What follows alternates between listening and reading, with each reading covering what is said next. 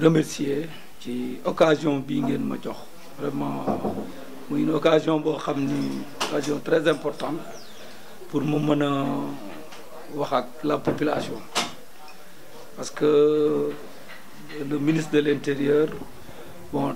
arrêté lañ defoon bon interdire le non port de masque dans les lieux publics, les lieux de commerce, de transport. Donc moment yooyu gisoon ngeen ni liñ ci liggéeyoon à un moment dem nañ ba vraiment affaire yi commencé wàcc bon à un moment nit ñi xaw a baisser la garde mais je rappelle que ni li fi ministre bi defoon ba léegi amul benn note bu ko dindi donc nit ñi ñoo toog xam nga rek sénégalais moom commencement bu kiiwee mais après dañuy bàyyi ko finalement affaire yi xaw a wàcc nit ñi dem ba mujj naagu yaakaar ni affaire bi jeex na moment boobu léegi temps yi constaté nañ ni vraiment bu ñu commencé la situation ministre bi de la santé di joxe situation remarqué nañ ni affaire du fa yéegaat donc buñ constat ni affaire dafa yéeg nag il faut ñu taxawaat defal ab jàngat ñu ni lii buñ seetaanee affaire bi danañ delluwaat deuxième te loolu vraiment attanuñ ko donc même boo xoolee sax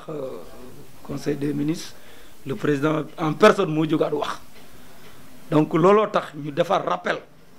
xamal ni nit ñi nii li fi amoon moo fi nekkaat ba léegi te personnellement man en ce qui me concerne chargé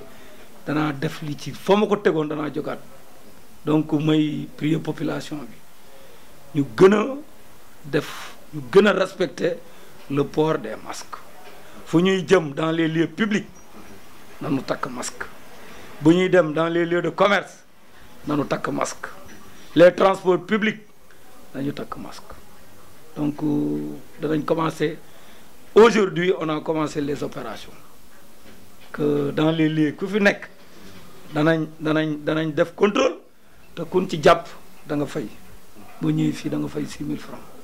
donc je veux que population bi ñu dégg ko xam ni la maladie est toujours là donc nit ki ñu jàpp ba pare aussi di profiter aussi les rassemblements aussi sont interdits les lieux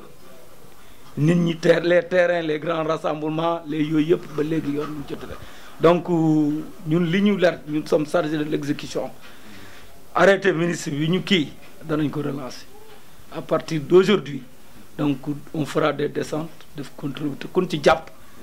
le règlement en vigueur li yoon wax danañ la ko teg donc ci côté boobu danañ xam ni rassuré ko di leen wax ñu continuer la fi nekkoon ñu continuer ko xam nga ba léegi dañu moo fi nekkaat ba léegi le respect des barrières donc ñun en ce qui nous concerne chargé de l'exécution danañ ci teg li ñu war te lu ci war danañ ko ci def bu daan jote danañ daan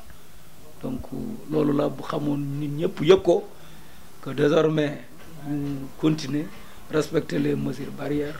fekk xeex feebar bu fi jógee parce que suñ pays attanuñ loolu